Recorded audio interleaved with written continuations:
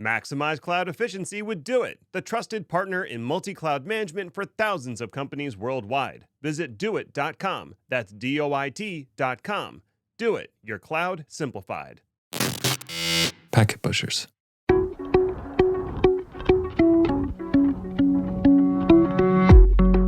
Welcome to Day 2 DevOps, where the dev oops is in the details. I'm Kyler Middleton, and on Day 2 DevOps, we explore those details and how you can learn from the mistakes of others and build a solid DevOps practice on day 1 and beyond. With me on this journey of learning and doing is my co-host, Ned Bellavance. Hi, Ned. Howdy, Kyler. Our guest today is a real treat. Ed Harmoush is a trainer, consultant, and owner of Practical Networking. Ed is well known in the community for producing high quality free learning resources for those who find learning about networking a bit of a challenge. I might be in that general group. He tries and I would say succeeds in making complex networking concepts practical and understandable. Today, Ed talks about when to use TLS 1.3, which is almost always, and the historical tension between security practitioners that want it always to work perfectly, and security organizations that want to listen to your traffic sometimes, but just to protect you, they promise. Without any further ado, let's talk to Ed. All right, Ed, thank you so much for being on the show. We are so excited to talk to you. And I see that most of your presence on the internet is talking about TLS. And TLS, for those folks that aren't read into it, runs a lot of the internet and how the security works across the internet. So it's very important, but you're so focused on something. How did you get involved with TLS? And why did you choose, like, this is the thing that I'm going to make a career around? Well, first, it's an honor to be here. Thank you so much for having me. My dive into TLS started way back when I was a network security engineer for a company in Texas, Rackspace. And I worked on a team that handled firewall and load balancer configuration. So I had some familiarity with TLS, setting up certificates and termination points for websites and the like. But then we came across this project that no one on my team wanted to really own. It kept getting passed around, essentially. So it fell to my plate, and that kind of forced me into a deeper knowledge of TLS. In that project, we were using F5 to intercept outbound HTTP requests to a particular site and then proxy it as a mutual TLS tunnel to, I don't remember what the content was itself. It had something to do with cars. But that's what sort of forced me into like, wow, I really don't know this as well as I think I know this. Probably should find a way to know this a little bit better. That happened way back in like 2012. And then since then has been kind of a diving deeper and deeper and deeper into this protocol, mostly to see just how deep the rabbit hole goes and how much I really didn't know about how it all worked. Wow. My early exposure to TLS when it was still called SSL was just getting SSL certificates for like the public website that the company I was working for at the time hosted. And so I had to go through the whole rigmarole of proving who you are and paying a ridiculous amount of money for one of those enterprise verified SSL certificates because that was important at the time. Mm-hmm. And I was like, okay, we put this on the web server and that was it. That was all I really understood. It seemed fairly basic, but I'm guessing it's not. So maybe we need to back up to brass tacks. What is TLS and what does it do? So often when people are talking about TLS, they're referring to either TLS or SSL. Technically, those both reflect the different evolution of the protocol, with SSL being the older version of the protocol and TLS being the newer version. But I am saying new almost in quotes because TLS kind of came about in 1999, if you will. So it's been around for the longest time. And at this point, all versions of the original SSL protocol are deemed completely insecure by today's standards. So today, pretty much whenever people are using TLS, it is the TLS version and not the SSL version. Okay. That said, the name has persisted. People still call it SSL. People still call it SSL certificates. And so probably throughout the rest of this podcast, anytime I say TLS or SSL, you can use those interchangeably, except if I'm specifically speaking about a version, which I'll try and call that out. Okay. So that's the history of TLS, or at least those two words. Now, that said, if we go a little bit deeper, TLS, there's really two parts to what TLS or SSL involve, right? There's the handshake part, which is what two parties will share on a wire in order to establish a secure tunnel, such that anything they send through that tunnel is protected and safe and secure and all that stuff. And then there's also the supporting ecosystem that makes that possible. So part of creating a tunnel is also knowing who the other side is. And part of that involves some sort of document or digital file for the other side to prove who they are. And that is a certificate. And the certificates, there's a whole kind of world that is built around what is a certificate, what is included in a certificate, how do you get a certificate. You have certificate authorities, public key infrastructure, all sorts of that. But essentially, those are the two parts. You have the handshake, the thing that happens on the wire, and then you have the supporting ecosystem of TLS and SSL, which is the certificates, the PKI, the asymmetric keys, and so on. Right. So that supporting infrastructure That would be, I hand you a certificate and you want to verify that's a valid certificate. So I might go and check with the certificate authority and make sure it's assigned by that certificate authority I trust. That gives me a certain level of, okay, I can trust you are who you say you are because you're handing me the certificate that was signed by somebody else that I trust, right? Right. Absolutely. That's a key part of the whole TLS world, right? I was saying earlier, you don't know who the other side is on the internet. So someone needs to designate, oh, this person is such and such identity. And that's what a certificate does. It really binds an identity to technically a set of asymmetric keys that you can then use to validate who they are, if you will. But that whole infrastructure is something like the certificate authority, which verifies who you are and then issues the certificates as necessary. Okay, gotcha. As a simple analogy, think like you and I, when we are introducing ourselves, we say our first name, we're like, I'm Ed, whatever the case. But if you're asking for proof of that, I'd have to give you something like a driver's license or a passport, which is some third party proving or validating or vouching for the fact that I am Ed. So that's what these certificates and these certificate authorities essentially do. They create that third party that say, this is really the website you're visiting to or whatever. Right. And if I want to extend that analogy a little bit further, depending on how sophisticated that document is, I might have an additional level of trust in it. Like a passport that's issued by the United States that has the hologram and all the other components. That's a very trustworthy document. If you look at driver's licenses that were issued back in the 1960s, I know this because this happened to my in-laws. Their New Jersey driver's license had no picture on it. It was just like a piece of laminated paper with their name on it that was from New Jersey, which all made it look really fake. So if someone hands you that, you're like, no. But if someone gives you a passport, you're like, okay, I trust this. I know where you're coming from. Right, absolutely. Yeah, so there's a similar element of that with the types of certificates you get. There's really three types. There's, we'll say, the bottom of the barrel, the DV certificates or domain validation certificate. Then there's OV, organization validation certificate. And then there's EV, which is extended validation certificates. Now, there is some debates on the value of those now, but I will say that the hierarchy of those certificates was very, very significant at one point in time in the history of SSL and TLS. Yeah, I know I have to pay more for an EV cert, but I don't know that it is a corollary amount more secure. You might get the little lock in your URL bar, but I don't know if it's actually additional security. Is there any security benefit for an EV cert? Should I pay the extra $40 a year? I'll give this answer plain. As an engineer, I would say no. I would say there is no real benefit. So the type of certificate you get really only affects how many loopholes you have to jump through to get the certificate. Effectively, how thoroughly the certificate authority, which gives you the certificate, is going to validate you are who you say you are. There was a time when certificates had longer expiration dates, 1 year, 2 year, even 5 year. And in those times, it was worthwhile to go through the extra hassle of getting an extended validation, that the top tier certificate. And actually, back in those days, the browsers also highlighted that you had an extended validation certificate by turning your address bar green or doing like some additional visual cue that like, this is extra secure or whatever. But the industry kind of backed away from that because it's still relying on the user browsing the web to essentially make a conscious choice. Now, you and I imagine most of this audience, we're engineers. We could probably look for that and acknowledge this is better, this is worse, right? But if you think about most people using the web are not. We shouldn't create the system in which that we're expecting them to be trained to know what is secure and what is not, right? We should build a system that just works securely from the very beginning. So while the industry did kind of shift towards making a big deal about EV certificates, and a bunch of the CAs will still make a big deal about EV certificates, telling you it's totally worth the extra money, the underlying crypto is completely unaffected from the certificate you're using. So you can have an insecure tunnel using an EV certificate, just as you can have a very secure tunnel using a DV certificate. Plus, nowadays, we're renewing certificates on 90 days, right? On 3 months intervals. And so having to go through the rigmarole of getting the additional verification required to do the extended validation certificates, it's almost like this is more trouble than it's worth for not really a tangible benefit for the work.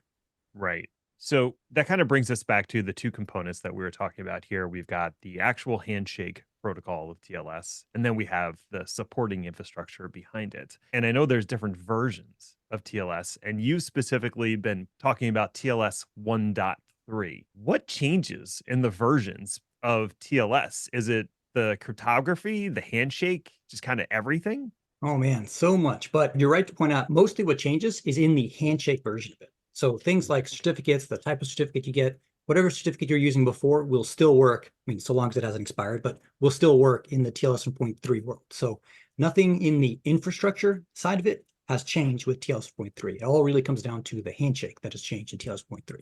Well, I want to talk about that more. So there's this new shiny version of TLS and it's better, right? It's better. Everyone should be using it. It's amazing. It's great. But companies are very conservative, in my experience, for upgrading to new versions of stuff because occasionally it breaks. And that's how I end up supporting like an Oracle from 1995 that I'm trying to get upgraded today.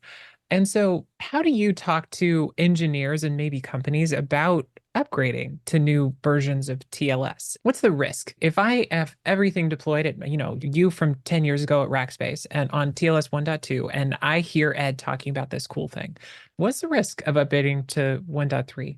So there's two sides of that question. One side is how do I convince the humans that upgrading to 1.3 is worthwhile endeavor? And a lot of that kind of gets into really picking apart the pros and cons of what TLS 1.3 brings about. And we can get into those details in a bit. On the other side, to essentially satiate the engineers, a point that I would try and make is the upgrade to TLS 1.3 doesn't involve turning off the older way of doing things. So currently, of all the versions of TLS that exist, the only two that are considered secure are TLS 1.2 and TLS 1.3. So if you are not currently on TLS 1.3, I mean, my fingers are crossed, but in theory, you are at least on TLS 1.2. And the upgrade to TLS 1.3 doesn't involve turning off TLS 1.2. So all you're really doing is enabling negotiations at the newer, more secure version of TLS, while still also offering support for the older version TLS 1.2. So it isn't so much as a cutover or anything like that. It's essentially adding additional functionality without breaking the old functionality. Okay, so during that handshake process, does the side supporting 1.3 basically ask the other side, hey, do you support 1.3? And if it says, no, I'm 1.2, then it drops the handshake process down to 1.2? Yep, exactly. They both essentially say, this is the highest version of TLS that I support. And then they both therefore know rather the highest mutual version, and then they negotiate to that level, if you will. And if one of them doesn't even support 1.2, can the other side say, no, I'm not doing 1.1, forget about that? Absolutely. And that's common and recommended to not even do TLS 1.1 at this point in time. And TLS 1.2 came out in 2008. It's been a while. TLS 1.1 came out in 2006. So hopefully at this point, the amount of people that are on TLS 1.1 is very, very, very small. That's a very short gap there, 2006 to 2008. So it seems like they probably identified a few things that really needed improvement with 1.2. Yeah, absolutely. In fact, honestly, since 1996, so that's when, if we go through the quick history of TLS, SSL version 1.0, the first time anyone was like, whoa, we can do security on the internet? That's so interesting. That was way back in 1994, right? I mean, back in those days, the website was what? Geosites and things like that. Like, do you guys remember like horrible GIF animated icons and stuff like that or whatever, and blinking marquee text or whatever? Oh, yeah. Yeah. And someone had this great idea of like, we could maybe do this securely. And that someone was Netscape. Do you guys remember Netscape Navigator, the old browser or whatever? Oh, very much. Yes. They were who created the first version of SSL 1.0. That was way back in 1994. And that was very quickly deemed completely insecure. So they essentially went back to the drawing board with SSL version 2.0 in 95, also deemed insecure. And then SSL version 3.0 in 96. And that one was like, okay, we have something here. And every version of TLS we've been using through TLS 1.2 has just been a minor version increment of SSL 3.0. So they actually did a very good job in 1996 to put together what we know of as SSL, if you will. And since then, aside from TLS 1.3, we've only had minor revisions to what they did back in 1996. And that's pretty amazing given the scope and scale of the internet in that time versus now. That's amazing. It's grown so far. Absolutely. So we got to give credit to them. In fact, they then gave the protocol over to the IETF for maintenance, for upkeep in 1999. And that's where the name change happened. So when the IETF took over, they renamed it to TLS, Transport Layer Security. It was just, again, a minor increment above SSL version 3.0. I know we've been primarily focusing on websites because that's probably the thing that most general users are familiar with and the only time they'll really see TLS. But TLS can be used for any number of different transport communications, right? Absolutely. Anything you need to send on the wire can be sent securely using TLS. So some examples of that beyond websites, SSL VPNs are probably the most prevalent example, right? Where you're a remote employee or you're traveling or something like that, and you log into an SSL VPN and magically you have a connectivity into your corporate network and access to corporate resources. But that connection, that is your computer sending things securely to your corporate firewall VPN termination point. That is just an SSL tunnel. That is nothing more than what you use when you're browsing to google.com using HTTPS or anything like that. I mean, so many API-based communications, although you could maybe qualify that as just a web request of sorts, but all that should be secured with SSL and TLS.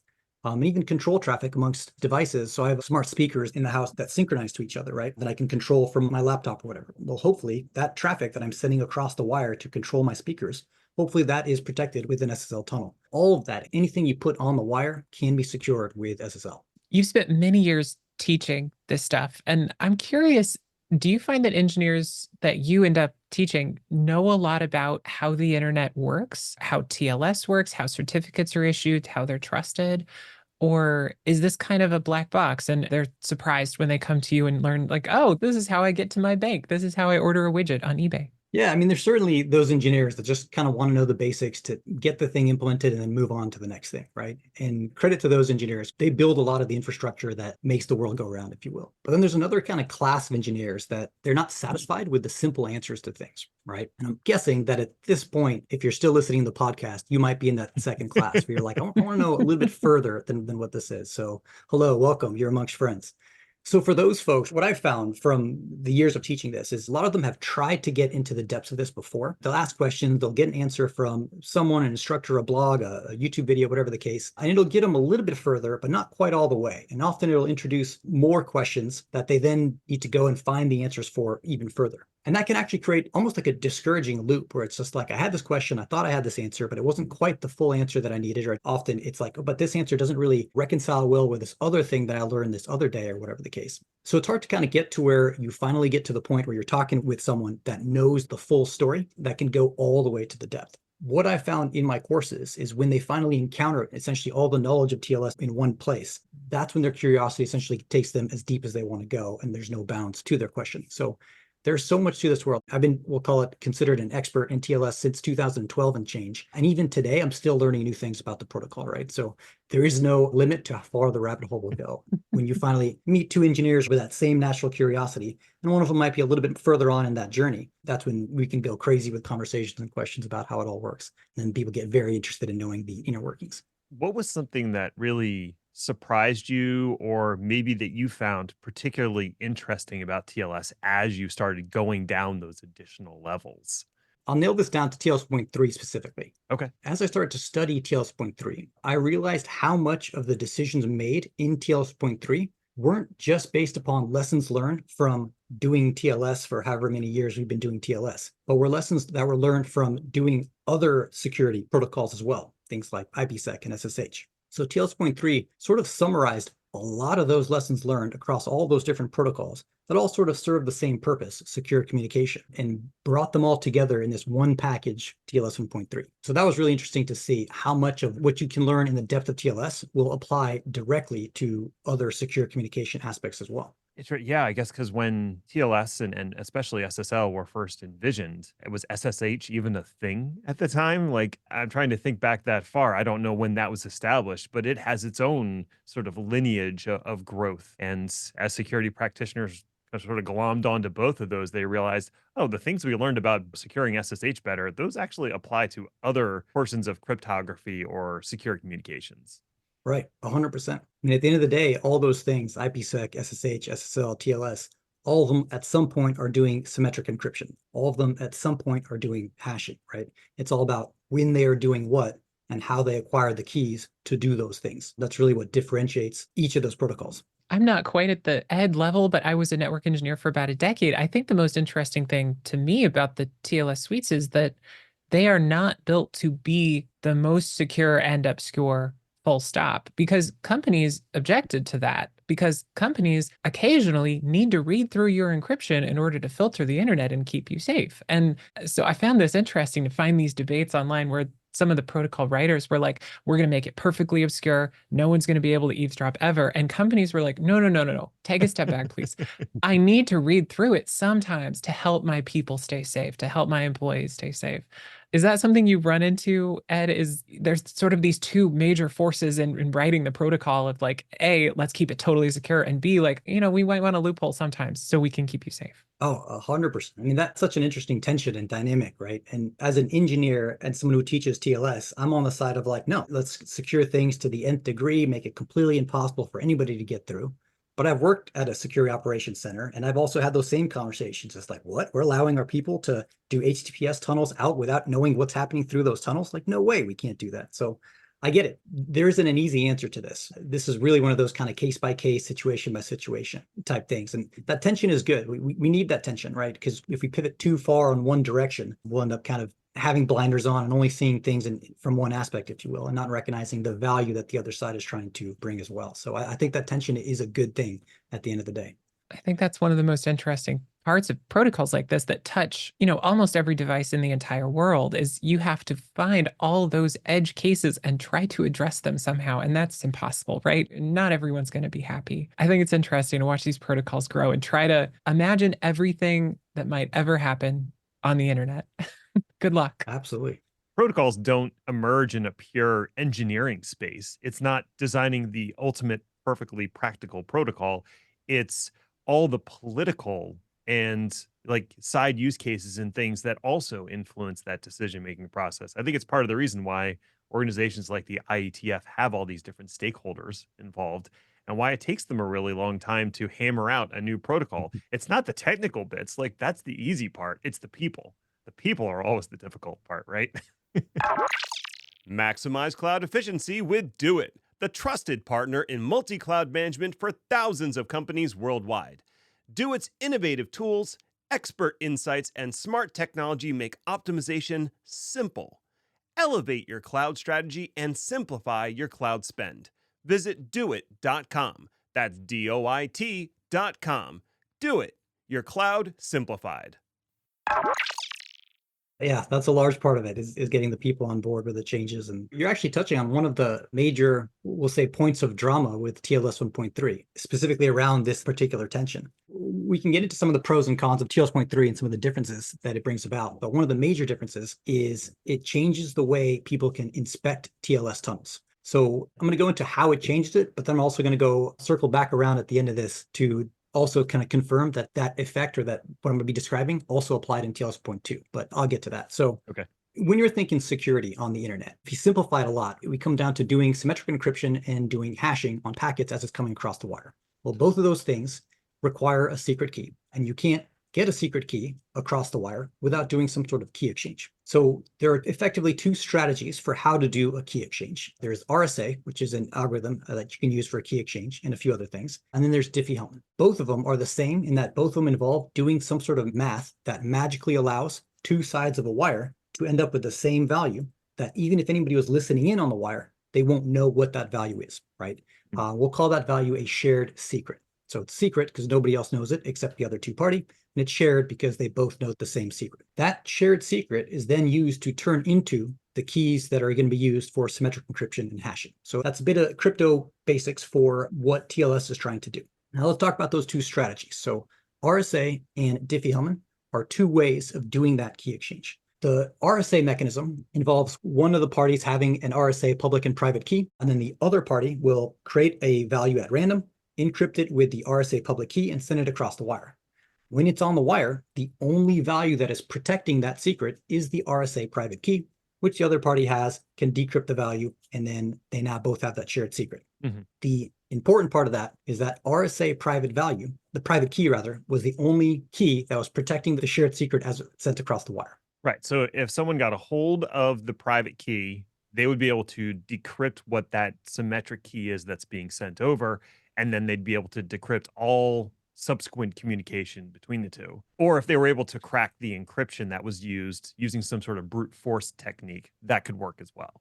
Absolutely. So that mechanism, brute force, will always exist, right? At the end of the day, if I'm using a key of a particular size, if you're guessing every possible combination of that size, you will get my key. The idea is brute forcing takes thousands and thousands of years. So if I can create a system by which the only way you can break it is brute force, I'm okay with it because 1,000 years from now, I will give you my account information, my credit card information, whatever you want. I'll give it to you happily. It's all good. Don't worry about it. You have my permission. So if you get to where the only way to get the key is brute force, that's good. That's like happy state for cryptographers. But with that RSA private key file, that essentially lets you shortcut your way into the shared secret. And for the other side of the wire, that's a good thing. They can get the shared secret. Now you both have the shared secret. Mm-hmm. But what happens if that RSA private key file gets compromised in the future, right? It creates a way that someone in the future will say before they would naturally be able to brute force the key, can shortcut their way into acquiring the shared secret to then derive the symmetric keys and decrypt everything that I've sent on the wire. Okay. That's how RSA does a key exchange. The other way of doing a key exchange is by using a protocol called Diffie-Hellman. The way Diffie-Hellman works is it uses very clever math where essentially both parties create a private value they never share, and then use that to generate a public value that they do share. And then they combine those public values in a clever way with their private values, and through the magic of Diffie-Hellman, it ends up being the same value, a shared secret. And anybody listening in who only heard the public values will not be able to recreate the same shared secret. Now, Diffie-Hellman is fascinating to see. There's content where I put together the math itself. I would point you to there. If you're one of those engineers that's like, that doesn't make any sense. How can you do something like mathematically? How does that work? That sounded like nonsense and magic. Yeah, I don't have enough higher level math degrees to understand how it works. I'm very happy that it does. Absolutely. It's the foundation of pretty much any secure communication protocol today. So if you're sort of like, how does it actually work? I would highly recommend checking out, like share some resources. Maybe we can put them as links down below. And all you really need to understand is exponentiation, which is just like raising something to another power, and then modulus math, so remainder division.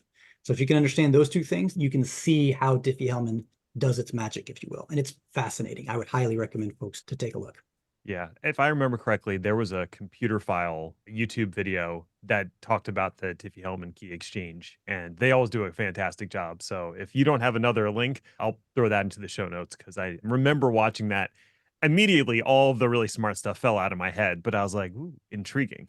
And you only need to see it once for it to really click in your head, to be like, oh, it does work the way they say it does, that you can magically get this shared secret, right? So no one needs to actually have the formula memorized or anything like that. Let's go back to where we were. So RSA, private key file, is what secures the shared secret when it's on the wire. Diffie-Hellman, the two private values that the both parties had to begin with, is what secured the shared secret, if you will. But here's the thing with Diffie-Hellman. If you're doing Diffie-Hellman the way you're supposed to, as soon as you generate the shared secret, you delete all of those starting values from memory, which means they never exist any longer after the session. So you essentially create the values, derive the shared secret, and then delete the starting values, which were used to shortcut your way to the shared secret. This creates a system by which the only way to get the shared secret is brute force, which again, as we mentioned a bit ago, is cryptography happy state. Great. If you're going to brute force your way there, that's fine. So that's RSA and Diffie-Hellman. To use a cryptography term, when you're using Diffie-Hellman as a key exchange, you gain this cryptographic feature, we'll call it, known as forward secrecy. Essentially, it makes it so that there isn't a value that exists anymore that can be used to shortcut your way into the shared secret, which you don't have with RSA, because that RSA private key file still exists somewhere. So let me now tie this back into TLS 1.3. We kind of went a long way around. Both RSA and Diffie-Hellman existed in TLS 1.2. TLS 1.3, however, takes away the choice for RSA as a key exchange, which means every key exchange in TLS 1.3 is some variation of Diffie-Hellman and gives you this property, forward secrecy. Now we go back to the tension, which essentially kicked off this whole little series we went on. The way you used to do TLS decryption is you would take the server's private key file, or potentially if you're a corporate network and using some sort of proxy and your firewall is generating certificates on the fly for all of your outbound requests, you would take the firewall's private key file and give it to your IDS, your IPS that's inspecting TLS traffic going outbound. And what it would do is capture the shared secret as it comes across the wire, decrypt it, and then recalculate the session keys, essentially man in the middling all of your outbound HTTPS requests. But with Diffie-Hellman, that's not how the shared secret is shared. So even if you give the RSA private key file of your certificate to an IDS, they still don't have visibility into the tunnel itself. So in TLS 1.2, what you would often have to do is disable Diffie-Hellman as a key exchange protocol, so that you had to use RSA, so that you could use the RSA private key file to inspect the traffic happening within the tunnel. But TLS 1.3 took away that option. Essentially was like, listen, any ability we give an IDS to man in the middle traffic on the wire is also an ability we're giving a hacker to man in the middle maliciously traffic between a client and a server. So TLS 1.3 took that option away. So it changes the way you do TLS decryption by taking away, we'll call it the easy way of doing it. Does that mean that for corporate networks, TLS 1.3 is going to break everything? Or is there some sort of fallback mechanism where they won't even notice and it'll just fall back to 1.2 if your IDS, IPS can't intercept the traffic? Is that what we should expect if we're running a corporate network? Yes, going to TLS 1.3 will break the way you used to do TLS decryption. Yes. one option is to force TLS 1.2, right? Essentially disable the option for TLS 1.3. Sure, that's an option. The other option, this is actually the recommended way of doing TLS decryption. It's effectively doing it in a more secure, but also more honest way, is to do what's called full proxy. So full proxy meaning if I make a request out to the web, right? I'm making a request to say blue.com. There is my corporate firewall sitting somewhere between me and the actual blue.com that's going to intercept my request to blue.com, provide me a certificate saying, hey, listen, I'm blue.com. So says the Acme Corporation or whatever corporation that I happen to work for. And then my TLS tunnel will be between me and the corporate proxy. Mm-hmm. And then the corporate proxy can inspect that traffic, do whatever it needs to do to ensure that it's safe. And then the full proxy server will do another TLS tunnel between the proxy server and the actual blue.com and essentially funnel all the data. But while it exists in the middle, the full proxy has access to my data for security policies, for whatever inspection that the corporation wants me to do. So that's the idea behind full proxy. Now, I said it was a more honest way of doing TLS decryption. This is because if I'm getting a certificate that is generated by my corporate firewall, I know they could very well be looking into my traffic. And that's fine, right? I signed the paperwork to be an employee and access their corporate network, but that's different from the way it was done before. Well, I guess for outbound, they had to do full proxy, where they might say, run an agent to my computer where they're decrypting the traffic. I don't know that they're doing it, if you will. Mm-hmm. So that's why I said it's slightly more honest way of doing it. It's one of those where from the security side of it, I hate that they're doing it, but from the SOC side of it, I definitely appreciate that they're doing it. But if they can do it in a way where at least I know that it's happening, I'm more okay with that rather than them doing it kind of silently, quietly in the background, in the distance. Yeah, me too. If someone's going to read my mail, if they come to my door and say, hey, I'm going to read your mail from now on, you know what? That makes me feel better. I don't love that you're reading the mail. I like that you told me you're going to do it. Absolutely. For so many years of working on the corporate IT side, I know that we snooped on stuff. So I just assume whenever I'm on any corporate network that they have found a way to look at everything that's going across the network coming from my terminal. So keep that in mind when I'm browsing or doing whatever while I'm connected to that corporate network. Absolutely. So if you're a corporate entity and you're looking to start using TLS 1.3 within your organization, it sounds like there's probably some things you're going to need to change in your underlying infrastructure before you make the transition. What are some things in your mental checklist that an organization would need to check before they make the change? So there's going to be a lot of organizations out there where the choice to upgrade to TLS 1.3 is very easy, because whatever cons I might put together about why you shouldn't upgrade to TLS 1.3 or why it's worth hesitating a bit, some of those aren't going to apply to many organizations, or even not even organizations, but even to many aspects of your security onion, if that's an analogy we still deploy these days. Going back to one of the other uses for TLS, I mentioned that SSL-VPN is another use for TLS, right? Well, with an SSL-VPN, you're logging in and everything that your computer is sending is going to the corporation before being decrypted and then sent out onto the internet after being cleaned and filtered by your corporate resources. Well, in those worlds, there is no downside to TLS 1.3. So in the world of SSL VPNs, if that's something you manage, you absolutely should be using TLS 1.3. It is a more secure version of TLS, and any downside of the upgrade to TLS 1.3 doesn't really affect you because you're decrypting the traffic anyways. So whatever additional difficulty of decrypting the traffic in the middle is actually a benefit for you because you don't want that ability to exist for anybody else as well. Right. Where the hesitation for upgrading TLS 1.3 might exist is if you don't have full proxy infrastructure set up to decrypt all the outbound traffic of people leaving your corporate network. So that's where you would want to wait till you've set up that infrastructure and that corporate firewall that's sending the middle, generating certificates on the fly to provide certificates for all the websites people are going to. That's where you'd want to hesitate to build that infrastructure out. But it is the future, and it is the better way of doing TLS decryption, TLS inspection, if you will. So at some point, you're going to have to go that direction. It's only a matter of time, essentially, before you do it anyways. That makes perfect sense. This has been such a fun wrap up of, I mean, really the last, 35 years of security on the internet and how it's evolved and what's coming. And this has been very broad as a discussion. It's been wonderful. Thank you for coming on. And if I'm a listener and I want to hear more of you, where can I find you on the internet? I have a blog, practicalnetworking.net, and then I also have a YouTube channel by the same name, Practical Networking. And I also teach a TLS course called Practical TLS, and you can get all sorts of information about that at the site pracnet.net/TLS. Pracnet is just the shortened version of my blog, Practical Networking. and then /TLS for the short link. It'll redirect you to my actual course. And that's where you'll get all the information about the course, what's included. It's 80 plus videos uncovering the full depth of TLS. We get into cryptography, inspecting TLS, decrypting TLS, certificates, what's in a certificate, what's in a private key file, ciphers, the handshake, all sorts of stuff. And then I think just about a year ago, I put together 3 new modules in the course unpacking the full depth of TLS 1.3. So that's in there as well. If you're hesitating about TLS 1.3 because you're unsure about what's included, definitely check those out. That is fantastic. All right. Thank you, Ed. Thank you so much for appearing on Day 2 DevOps, and a virtual high five to you, dear listener, for tuning in. If you have suggestions for future shows, we'd love to hear them. Hit either of us up on LinkedIn or send some feedback via packetpushers.net/follow-up.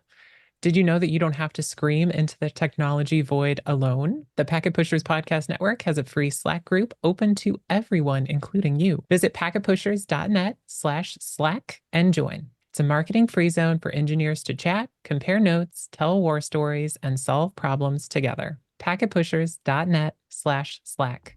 Until next time, just remember that DevOps is awesome, and so are you.